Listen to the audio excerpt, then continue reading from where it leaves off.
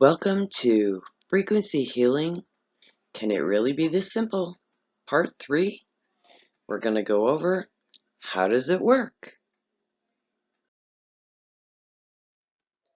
Thank you all so much for joining me for this video, the third in the series on frequency healing and how it works. Can it really be that simple? And if you watched video 1 and 2, we've gone over the in-depth experiments done and science proven that pyramid energy really does work. So hopefully I can explain how this works in simple terms that everyone can understand without getting into all of the technical language of quantum physics and so on and so forth. And hopefully also take some of the woo-woo out of the science to prove that sacred geometry has been known for millennia. It's just been kept secret for many, many years. But what is eventually kept in secret will eventually be revealed. So, let's get started, shall we? And here we have Dr. Gulag, who is the Russian scientist that we talked about in part 1 and 2. And I just wanted to come back to his quote that the main problem in the study of pyramids is that many tend to see the results of the research elements as mysticism and shamanism. However, scientists with intuition already understand that here we are dealing with a new physics and a new biology. And a lot of his studies were done back in the 1990s. And over on the right, we have his very famous 330-foot pyramid. Just to give you a perspective, that's roughly about 11 stories high. And there he is at the bottom with his itty bitty little matchbox car. So now we're going to introduce you to Dan Davidson, who is an engineer, researcher, and author. And some of the work that he has done is his book on shape power, his treatise on how form converts universal ether, that's what he calls it, into electromagnetic and gravitational forces and related to discoveries in gravitational physics. In his work, Dan explains that all form shapes convert universal energy, which he coined as ether, into electromagnetic and gravity forces. The ether is also known as the quantum field, the source field, zero-point energy field, etc. As more of quantum mechanics and quantum physics is learned, they're coming up with new terms all the time. I'm not particularly fond of zero-point energy because zero to me denotes nothing, a zeroness, which we know is in fact not true. So, moving on to this, Dan goes on to say that shape power is the ability of the multi-dimensional shapes to manipulate local space energy field, which permeates all space and time. And we are surrounded by nature and man-made shapes every day. From the remarkable geometry of the atomic and subatomic realms in the galaxies, we find a kaleidoscope of shape, which defines in an infinite number of ways our miracle universe. How beautiful is that? All natural shapes are the result of natural forces at work, and as such are turned into these natural forces because they are part of these forces. It is quite possible to derive the nuclear structure of all matter, as well as the basic atom and the nuclear and electromagnetic constants by analysis of the aether. By treating the aether as a hydrodynamic fluid and nuclear particles as a toroidal, i.e. a ring or a donut, shapes, one can derive all the known physics of atoms, resulting in a new, satisfying atomic morphology. And every shape manipulates aether in some manner. A cone is an example of an infinite-sided pyramid, and as such will do many of the same things which simple pyramids do. And American Indians' teepees are a great example of a cone shape. And Dan goes on to further say that two intersecting lines or converging lines create an energy gradient in the aether or the force field. And this is the crux of how this works. This is so important. The closer the intersection of two lines, the more intense the interaction. The further away, the less interaction. That makes sense.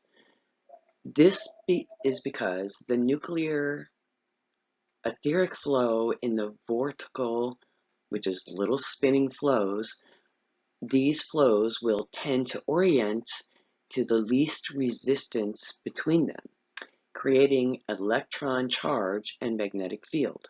So what he's saying is basically that two intersecting lines, or in the case of a pyramid, 4 intersecting lines at the bottom, create electromagnetic charges.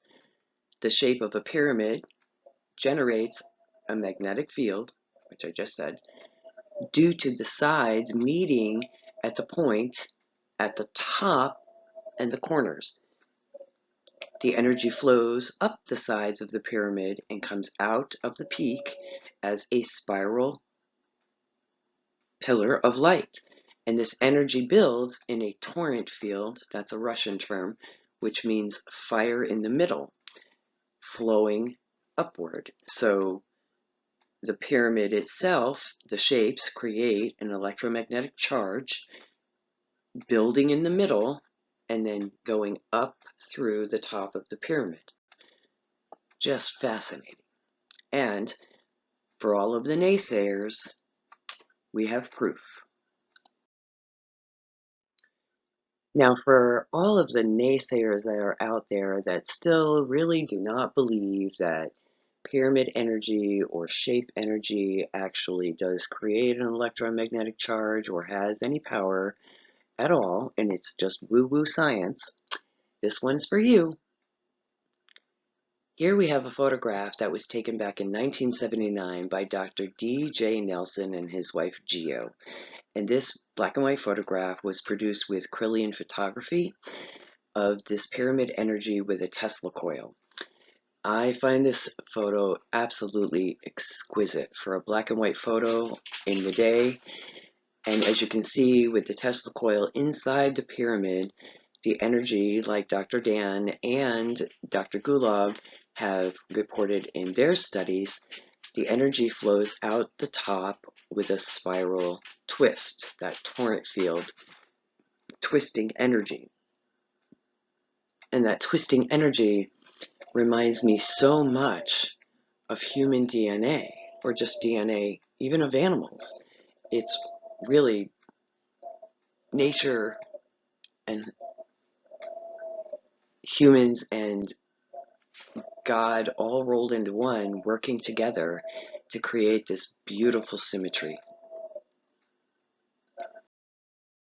Move on, and we can see the same picture, only this time in color from a different angle on the opposite side.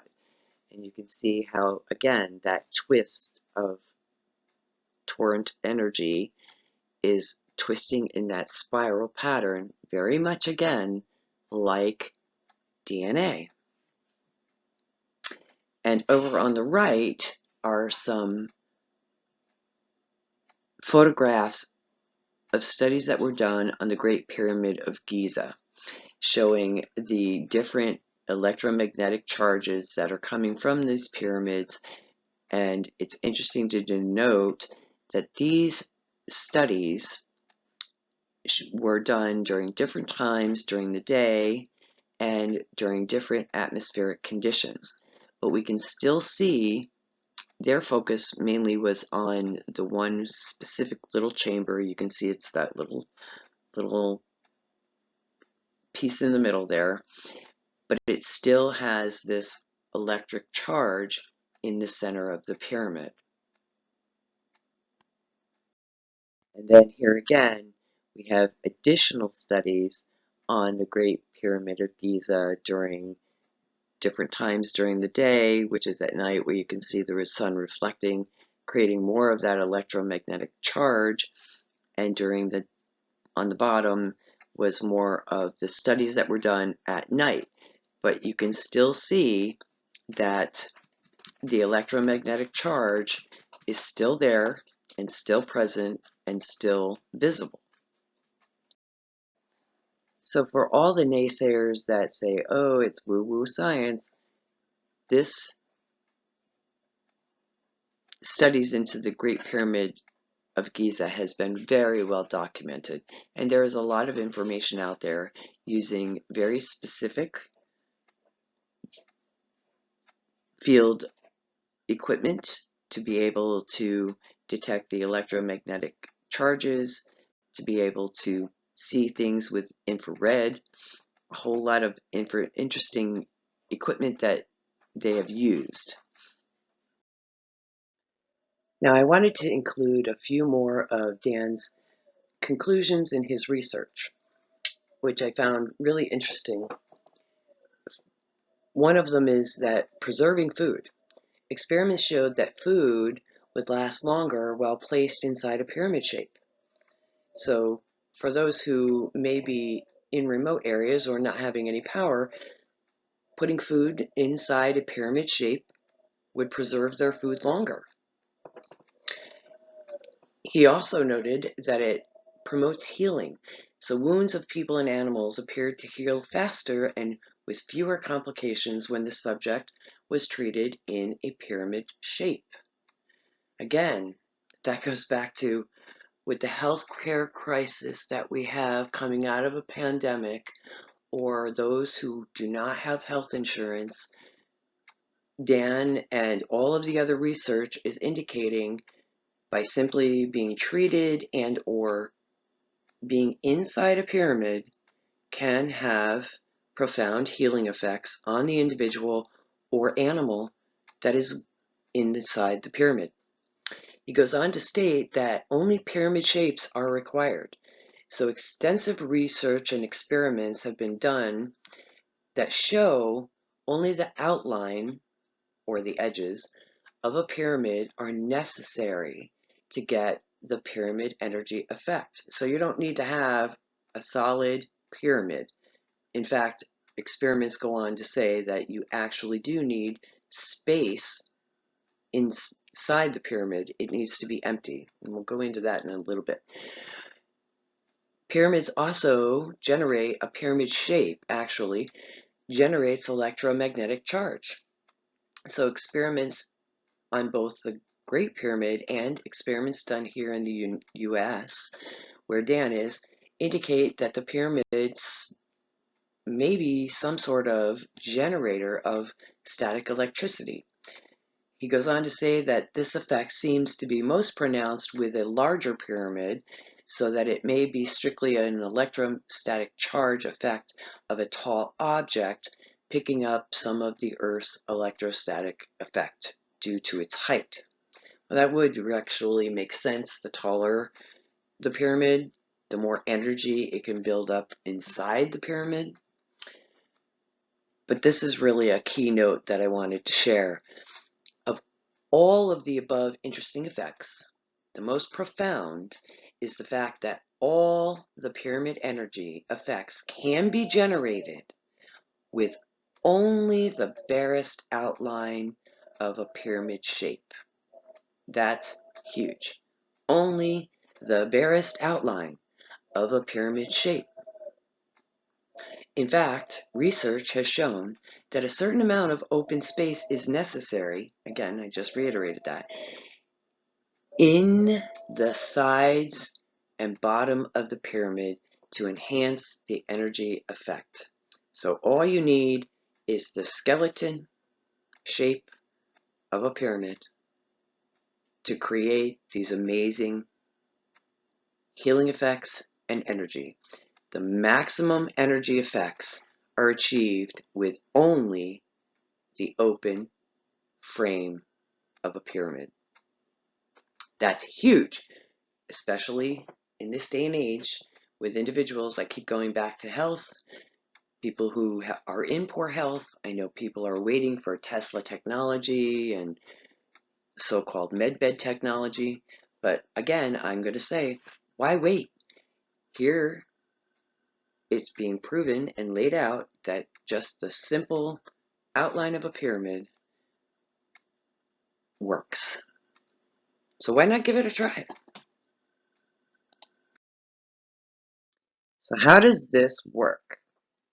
Now in this particular diagram, it shows, again, I mentioned torrent. That's a Russian term. Torrent means fire in the middle.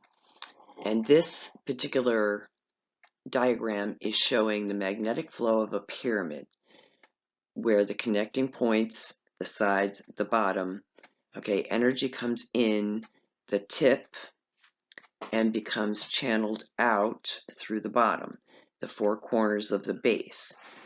Opposite flow of a ferro or a paramagnetic mineral that flows from the bottom to the top. And I know you may be thinking, now wait a minute, son, you talked about Dr. Gulag's work, where his work stated that the energy flowing in his pyramids could be seen in a circle coming out of the top of the pyramid in a range of 185 miles. I did say that. However, the key here is paramagnetic minerals that flow from the bottom to the top. The difference with Dr. Gulag's pyramids was that he used plastic PVC as the frame, and he used gypsum, which is not a magnetic substance, in his experiments, which then created the flow of energy, meaning the torrent in the middle, and pushed it up through the top of the pyramid, where this one is in reverse, showing the magnetics of magnetic north and the magnetic south. I hope that didn't confuse anybody.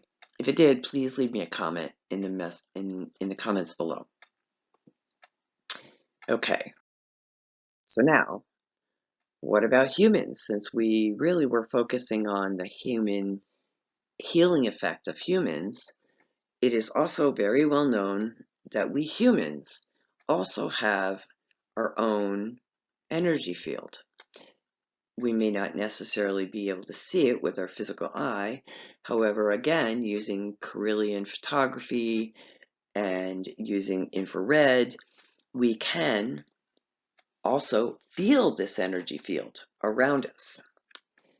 So, what happens when we humans step into a pyramid, an open pyramid? Well, it may look like something like this. This is actually one of the best artwork I have seen of an individual actually stepping into a pyramid. It shows the pyramid itself and how the energy is flowing in, and the human being, the circles going from the top of the head and into the base of the stomach, also creating a energy torrent field going down to the feet, and it's also working in unison with the torrent field or energy field of the pyramid itself. And if you look at this beautiful depiction, it also shows, going back to Nikola Tesla's diagram, that not only is it a triangle,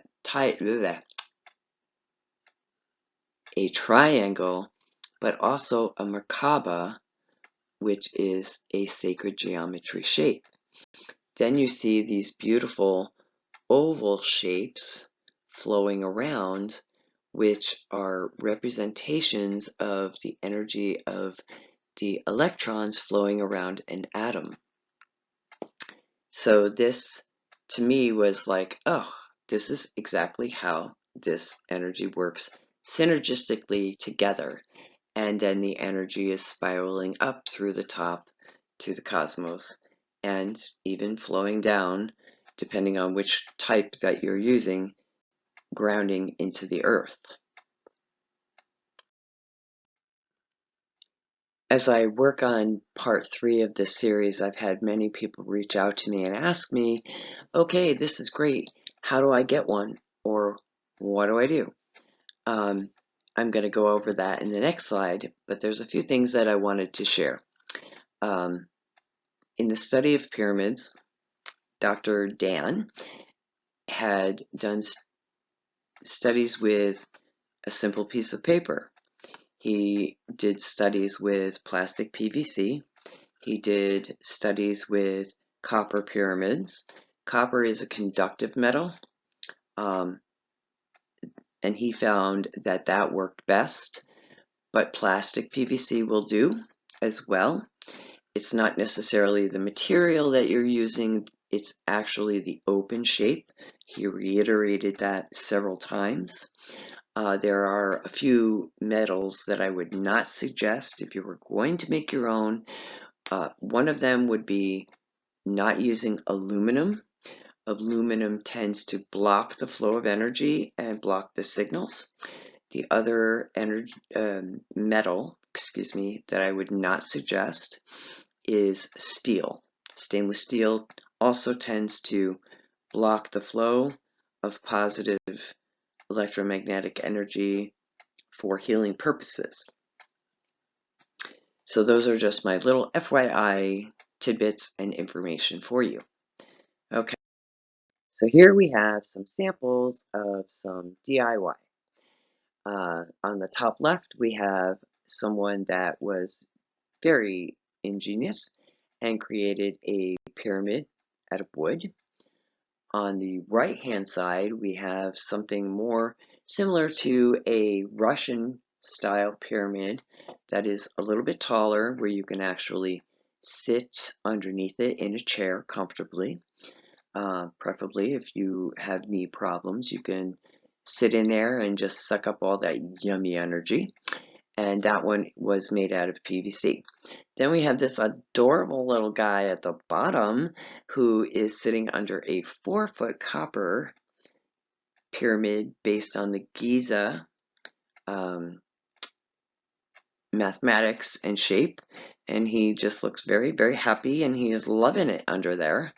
And I just think he's so stinking cute. And then I also wanted to share with you, it doesn't matter the size of a pyramid. All pyramids tend to give off electromagnetic charge. In this picture, they are using a multimeter to measure the electromagnetic charge from a shungite solid pyramid. And as you can see, it's giving off a reading of 105.7, and that is a solid piece of shungite. As Dr. Dan says, for the purposes of healing and meditation and all of those, an open pyramid is best. But even one that is solid and made out of crystal can also give off an electromagnetic charge and healing properties to it. So that is the gist of the quick version of how pyramid energy works. If you have any questions, please leave some comments in the comment box below. I would really love to hear from you. I know this topic is very fascinating, especially when it comes to, can it really be this simple? And the answer is yes. Yes, it can be this simple. Native Americans have been using sacred geometry forever, as based on their teepees. Pyramids have been around for a very long time, and this science isn't really new science. It's been studied for hundreds of years. It just has not ever been widely known to the public. So hopefully this will pique your interest and encourage you to do your own research.